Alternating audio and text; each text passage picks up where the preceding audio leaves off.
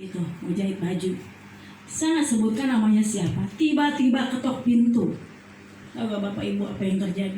Dia membawa sembako, Bapak Ibu. Itu kalau bukan Tuhan mendengar, kalau bukan Tuhan kirim, siapa? Ya, amin. Kita percaya bahwa itu adalah pekerjaan Tuhan, bahwa itu adalah utusan Tuhan yang Tuhan kirim. Seperti itu. Jadi saya percaya, oh ini adalah pernyataan Tuhan. Ternyata memang Tuhan ada. Seperti itu. Ternyata Tuhan dengar ya. Padahal saya cuma ngomong, Tuhan ini adalah makanan terakhir. Saya mau masak, saya nggak tahu besok harus bagaimana. Tapi Tuhan dengar loh Bapak Ibu. Nah, saya bagikan di sini bahwa kita punya iman, bahwa kita perkatakan apa yang kita butuhkan kepada Tuhan. Itu nggak salah. Tuhan dengar, amin. Tuhan tidak pernah tinggal diam. Kita mau seperti domba-dombanya Tuhan, di mana Tuhan memimpin jalan kita keluar. Kemanapun Tuhan akan tuntun, kita tidak akan khawatir, kita tidak akan ketakutan. Bahkan Tuhan mengirim dan mengutus orang untuk memberkati saya. Dan Tuhan bisa memberkati siapa saja buat saya dan Bapak Ibu. Jadi tidak perlu khawatir, tidak perlu takut, karena kita punya Tuhan adalah gembala yang baik. Kita punya Tuhan yang baik. Amin. Amin. Saya cepat aja ya maklum. Hal yang kedua, takkan kekurangan aku. Ia membaringkan aku di rumput yang hijau. Ini bukan bicara rumput yang hijau aja ya Bapak, hijau gitu denger ya. Bukan rumput tetangga, maksudnya rumput di mana? Di padang ya, seperti itu. Kalau kita melihat itu rumput di padang ya. Nah, ini juga dibuktikan oleh siapa? Raja Daud, Bapak Ibu. Ya, pemazmur yang menulis Mazmur ini Raja Daud, ayat 2-nya ya Bapak Ibu. Raja Daud berkata, dahulu aku muda, sekarang telah menjadi, tetapi tidak pernah kulihat orang benar ditinggalkan atau anak cucunya meminta-minta roti, tiap hari menaruh belas kasihan, memberi pinjaman dan anak cucunya yang menjadi berkat bagi orang.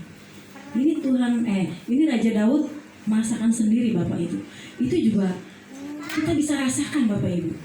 Terbukti ya, kita dari muda sampai umurnya banyak, maaf Om, bilang ngomong tua nih Om, umurnya banyak ya, umurnya banyak, terbukti dipelihara Tuhan. Karena orang benar tidak akan pernah sekali-kali ditinggalkan. Bahkan seringkali kita meninggalkan Tuhan, tapi Tuhan tidak pernah meninggalkan kita. Itulah Tuhan kita yang luar biasa, Tuhan kita yang hebat. Dia luar biasa merasakan kasih setia Tuhan Raja Daud ini, sehingga dia menulis di Mazmur ini. Saya suka Bapak Ibu dengan perjanjian lama, karena sangat-sangat memberkati gitu ya. Zaman dulu itu seperti apa, zaman raja-raja itu seperti apa, saya suka. Apalagi tokoh Raja Daud ini yang begitu banyak menulis hal-hal yang indah di Mazmur ya. Kita diberkati dan buat menguatkan hati saya dan memberkati hidup saya. Nah, hal yang ketiga, Tuhan menuntun dan membimbing aku. Dia membimbing aku ke air yang tenang. Air yang tenang juga menggambarkan akan air yang jernih, air yang mengalir, air yang bening gitu ya, jernih ya, air yang tenang. Tuhan tidak membawa kita ke gelombang-gelombang laut atau air pancoran yang kencang, tidak, tapi Tuhan membawa kita ke air yang tenang. Nah, apakah ada air yang tenang sampai menyegarkan ke jiwa tubuh kita? Ada Bapak Ibu. Saya mau bacakan ayatnya di Yohanes 4 ayat 14. Tetapi barang siapa minum air yang akan kuberikan kepadanya, ia tak akan haus untuk selama-lamanya. Sebaliknya, air yang akan kuberikan kepadanya akan menjadi mata air dalam dirinya yang terus-menerus memancar sampai kepada kehidupan yang kekal. Ini suatu percakapan Tuhan Yesus dengan perempuan Samaria yang ada di sumur, yang sedang menimba air untuk kebutuhan hari-harinya. Saya mau sedikit gambaran seperti ini. Kalau Bapak Ibu masih ingat, Pendeta Iskia pernah diundang khotbah di sini ya Om ya, tapi saya lupa tahunnya, entah 4 tahun yang lalu atau 3 tahun yang lalu. Dia menggambarkan ini seperti rusa Bapak Ibu. Rusa itu hidup di dalam hutan dan dia haus dan dahaga. Haus dan dahaga. Tapi ketika itu dia mencari sungai, dengan namanya haus kan pasti mencari sungai, mencari air yang sungai yang ada airnya. Lalu dia menemukannya dan meminumnya. Dia untuk melepaskan dahaga dia. Dahaga dia dan haus akan dahaganya itu, dia mau melepaskannya dengan minum air yang sebanyak-banyaknya. Uniknya Bapak Ibu, ini rusa ini, dia walaupun ada binatang buas, binatang yang mengancam nyawanya, entah buaya, entah singa, entah harimau, dia tetap akan minum sampai dia benar-benar dahaganya lepas. Dia tidak terkoyahkan. Beda dengan hewan yang lain. Ketika dia sedang minum atau lagi makan rumput, dia mendengar suatu kers, dia pasti akan langsung resah gitu, langsung atau lari ya, seperti itu. Tapi rusa tidak. Walaupun dia mendengar sesuatu apapun, dia tidak mau pergi sampai dia benar-benar kenyang, sampai dia benar-benar melepaskan dahaga kehausannya. Sekalipun buaya itu mengancam nyawanya. Amin. Nah, Bapak Ibu, kita pun seperti itu.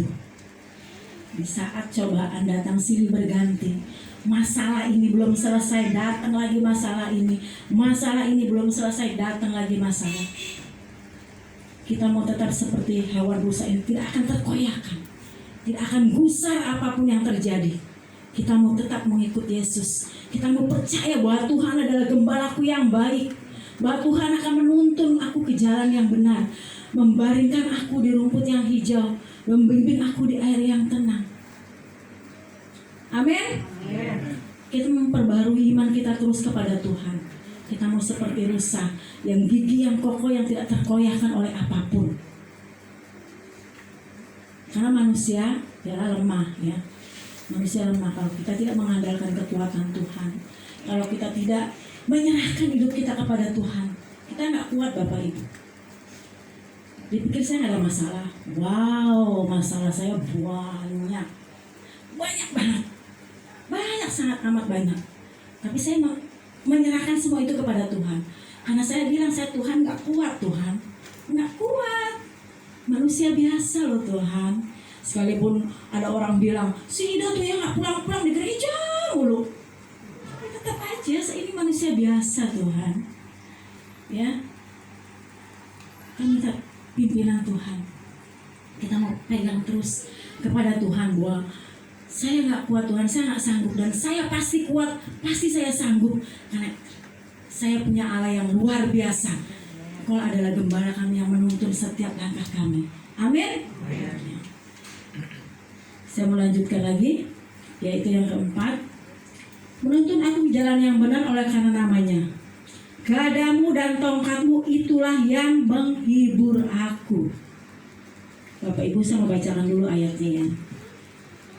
Selagi anakku itu hidup, aku berpuasa dan menangis. Selagi anaknya hidup ya Bapak Ibu, perhatikan.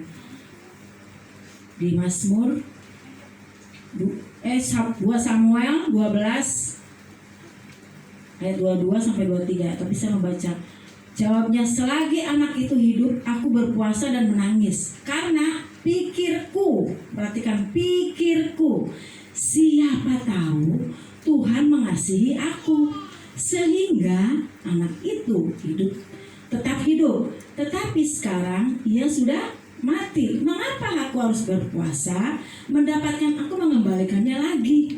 Aku tidak dapat mengembalikannya lagi maksudnya. Aku akan pergi kepadanya, tetapi ia tidak akan kembali kepadaku. Paham ya Bapak Ibu? Begini maksud saya. Ini Raja Daud, 2 Samuel ya.